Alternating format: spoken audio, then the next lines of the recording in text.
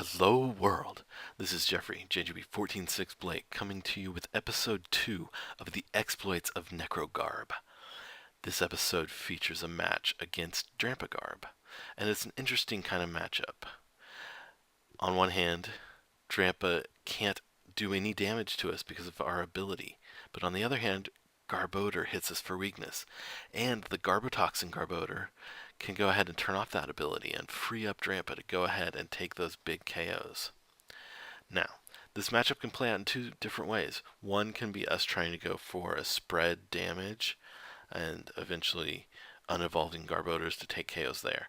The other way it can play out is to just go in for some big KOs using our own Garbodors. I've had it go both ways. I've actually won it both ways, even when I end up seeming like I'm way far behind. Unfortunately, I only have one of those matchups recorded, but I may add another episode featuring that matchup if I get some more good games. Anyway, without further ado, let's go ahead and dig in. Okay, so of course, we're flipping heads. We lose. That's fine. And okay. So with these options, it takes Necrozma a while to be able to attack. So if we put him up and he gets KO'd, we lose a lot of energy attachments. On the other hand, we want to go ahead and get Trubbish active. I mean, we don't really, we want Koko active, but if we lose the Trubbish, it's not that big a deal. We also may end up wanting a Choice Band on Necrozma at some point. So I think putting him on the bench and the Trubbish in the active is the right course here. We start with just a Brigette, and that's a-okay. We'll probably end up just, assuming we don't get end, which is a big assumption, we would play Brigette, get a couple Kokos, maybe get another Trubbish, and go from there. And then we attach the Float Stone, retreat, and start spreading.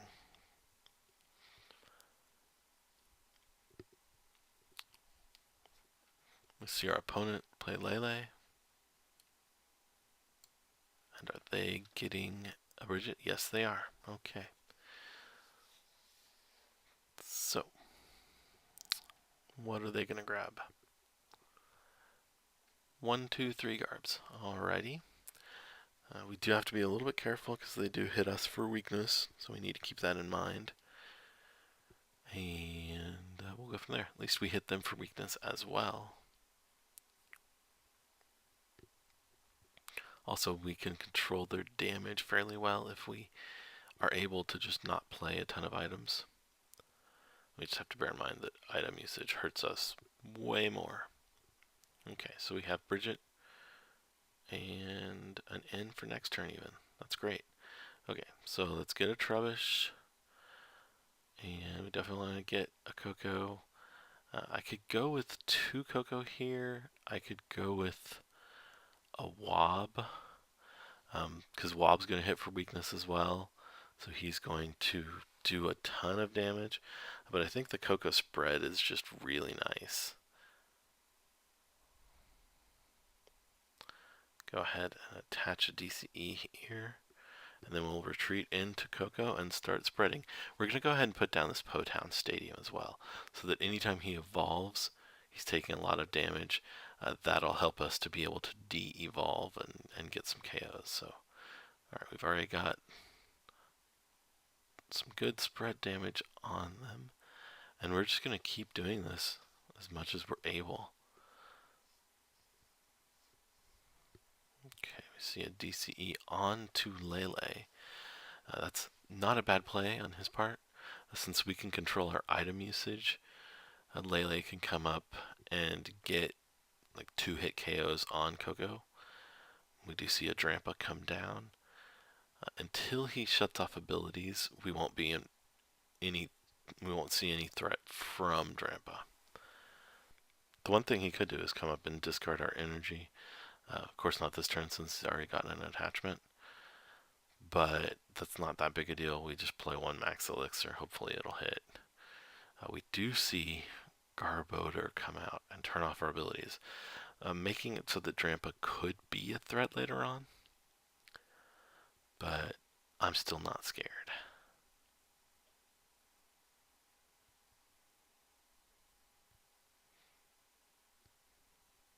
And our opponent is taking their time deciding what to do. They may be wishing that they had not attached to the Lele, but instead they go ahead and decide to acid spray. So they're trying to discard the energy one way or another. It may have just occurred to them that our spread attack is more powerful than it seems. We whiff the Max Elixir, that's okay. We're going to go ahead and attach to Necrozma. We want to be able to come in. He's got his 2 GXs in place, so we want to be able to go up and hit them pretty hard.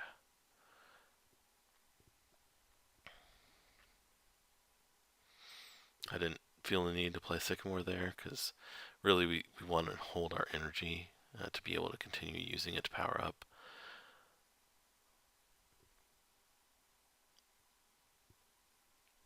We're kind of in no hurry here. At some point we will want to go ahead and, well, basically once we've done another 1 or 2 spreads, we'll want to go ahead and get our Espeon out. I'm assuming he's going to evolve some Garbs sometime soon. So we'll want to get Espeon to come in and kind of clean up the trash. We see a Sycamore come down. Obviously gets him new cards, doesn't help us much. I imagine he's looking for a way to retreat the Trubbish. So we'll have to see if he gets it.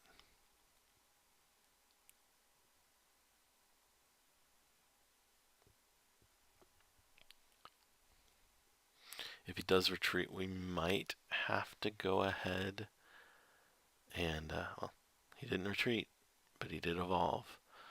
So, unfortunately for him, that's a very, very tiny hit. We're going to go ahead now. We can attach the Float Stone. We will play another Psychic Energy. And then I think we're good enough to go ahead and Sycamore here. We want to try to get some more energy cards and develop our board state a little bit further. So we can play the evolution. We'll take the damage just like he did, but he's not going to devolve us. I do think it's worth it to play another Max Elixir, try to accelerate that energy. And trying to decide, I go ahead and play it onto the Trubbish, so we have this backup attacker kind of ready to go. We're going to go ahead and do more spread damage, but I wanted to make sure, you know, if we put it on Necrozma and he ends us, that just gives us 1 turn of attack. So we want to be able to follow up with Garbodor if possible. And at this point, we're sort of 1 round of spreading away from going ahead and knocking out. You know, we get a 4 prize turn. We're almost guaranteed a 4 prize turn next turn, in fact. So we'll see what he does, see if he can mix it up. So what can he do? If he can retreat, then he could take a KO with Lele.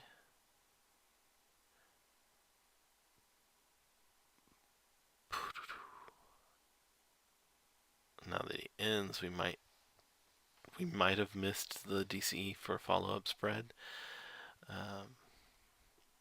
but we didn't.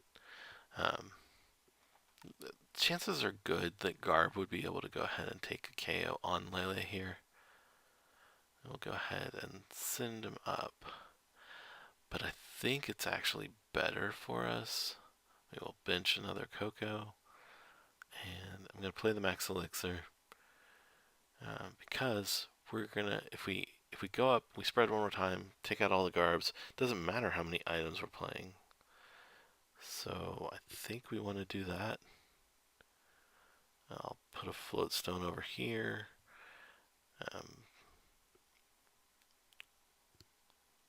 we do have the ability block Garbodor that we can send up. I don't know that it's worthwhile though, because I don't think our opponent can come back from this. So preventing them from playing Lele isn't really worthwhile. But being able to attack our Necrozma really does hurt us. Okay, and our opponent goes ahead and just scoops there. That's probably justified. There was kind of no way that they were coming back from that. So I was going to end things there, but I'm not. This is a matchup that I just want to show because it's not going to happen often enough, and we're not going to feature any more videos on it. It's against Mega Rayquaza, so I wanted to go ahead and just kind of show off the deck against the kind of ultimate deck it was meant to just destroy. So we will do that. I know we see a Darkrai, but this is not a Darkrai deck. So what do? Well, we have to lead Espeon. That isn't great for us by any means. We're going to go ahead and bench the Wob because he can hit really hard in some cases. There's absolutely no point in attaching the Choice Band to Espeon. So I guess we should go ahead and attach to Wob, but I'm almost tempted to just leave it. We're attaching DCE instead of the Psychic because I think we're going to Sycamore. And in this matchup, there's not enough evolving going on to make Potown worth playing. So we just Sycamore that away. And this is going to be one where we primarily focus on spread damage.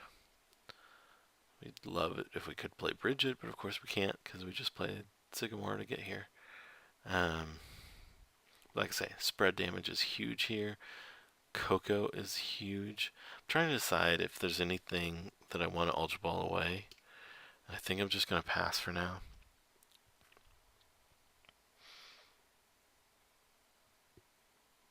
We're pretty much putting energy on Espeon just to be able to retreat.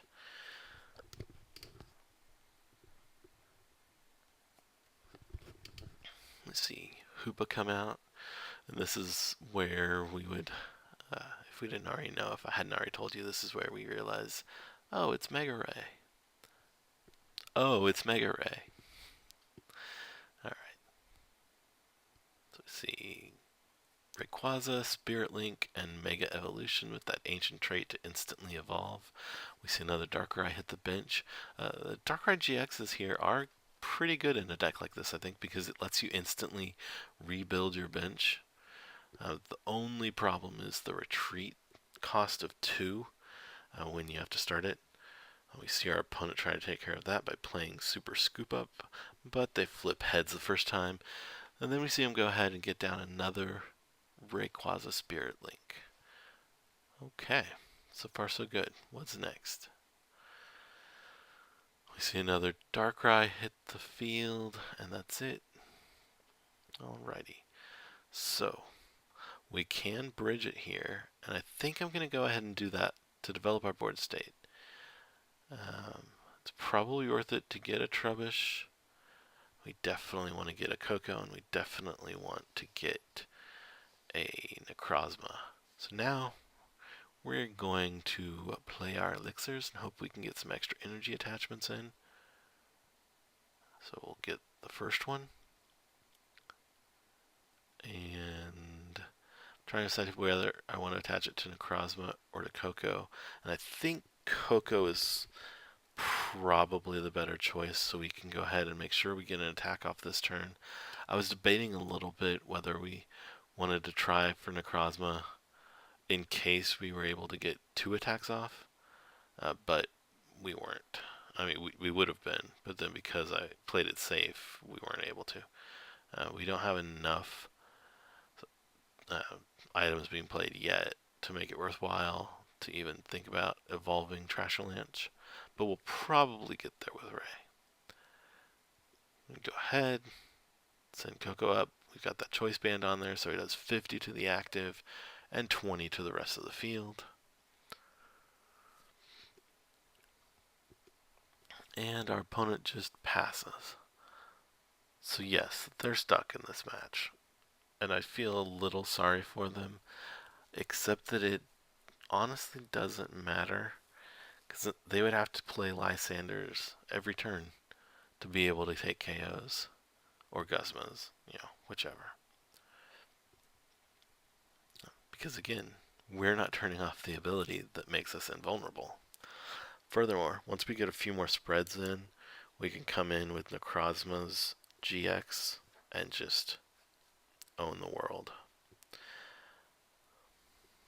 Okay, checking to see what we have in the discard. It's, at this point, probably not worth it to play the Super Rod.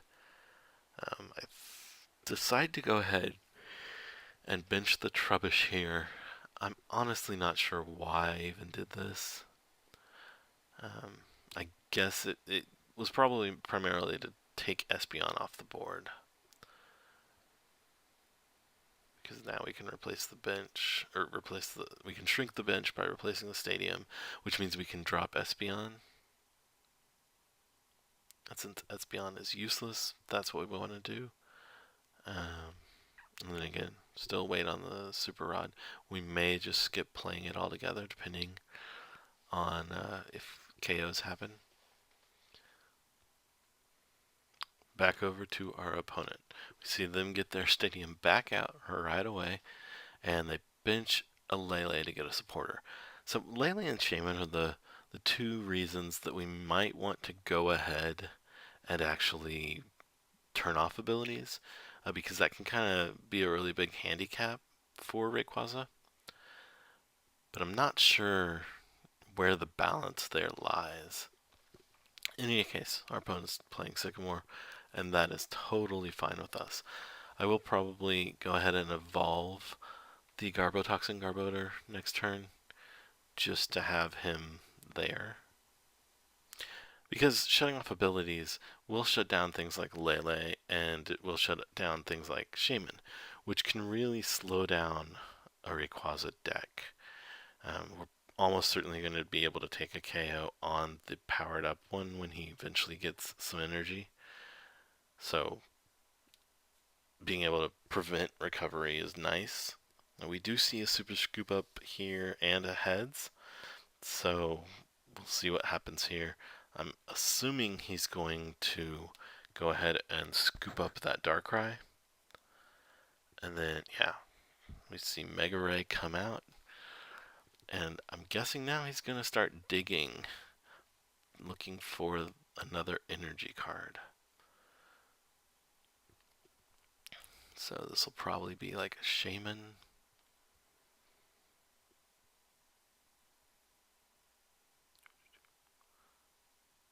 And if he does knock us out, we'll probably just go ahead and promote Necrozma and kind of go from there. Okay, so we do see Shaman come down. We also see another Mega Ray line. I kind of think that was silly. He's in this matchup almost never getting that third ray active. He can try. I guess we give him that, but it's not going to happen. He does get the energy attachment though, so we will have to go ahead and decide how we want to respond to our Koko disappearing. We can either respond by spreading damage, taking a KO on like the Shaman on the bench. We could go for a big KO with Garb, except that's only 5 items, so we're only hitting for 100. That's not enough. It's wasted attachment. Puts him back on even prizes. Don't want to do it. Okay. So we'll go ahead and attach an energy. We're going to go with Necrozma because he can do something interesting and he's invulnerable. We will go ahead and play the Super Rod now to get back our Koko and 2 energy. And then I think we'll just go ahead and Ultra Ball to get Koko back out onto our bench. He's he's back. So, if our opponent thought things were fun before, what about Koko Part 2? Alright, Sycamore, and might as well bench another Koko, because why not? We don't need Necrozma, so I don't know why I benched him here. I figured no harm, no foul. And we'll go ahead, play the Elixir. Part of me is thinking about playing it onto Garbodor for a follow-up attack, but I kind of forgot that Garbodor's evolved and we can't do that. If we want to follow up with Koko, though, and that'll be good, because we'll get another KO next turn with just a Koko. Then having the energy on him is good as well. Okay, so our opponent is left now, having to figure out how to deal with taking 900 damage and having basically no Pokemon that can survive a hit. Yeah, best wishes to him. Okay, so what do we want to do? I think our best play is to go ahead and take the KO on the active next turn.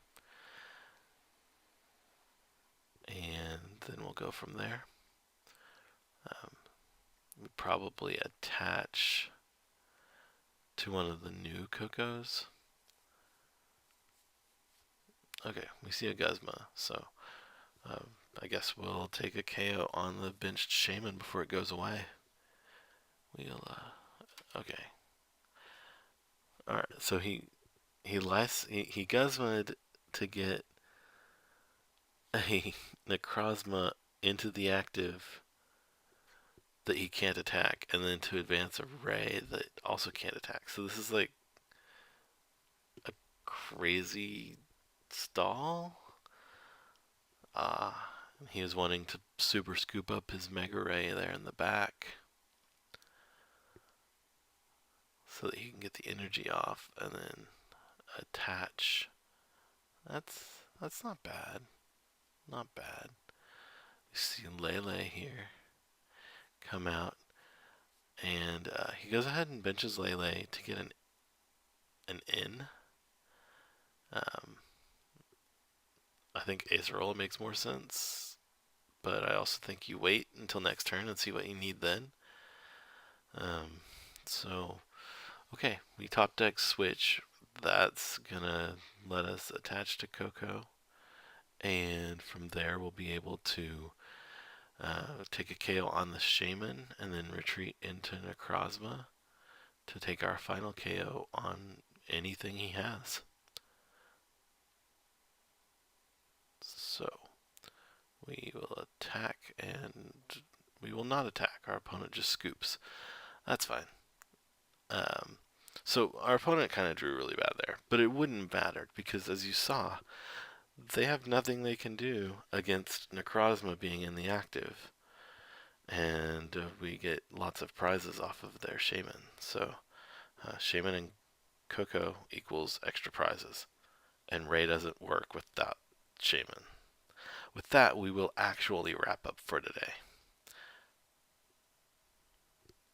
If you liked the video, please like, comment, and subscribe. Either way, I'll be doing more of these. Nothing's going to change except that I'll feel warm fuzzies from your reactions. And with that, I'm signing off.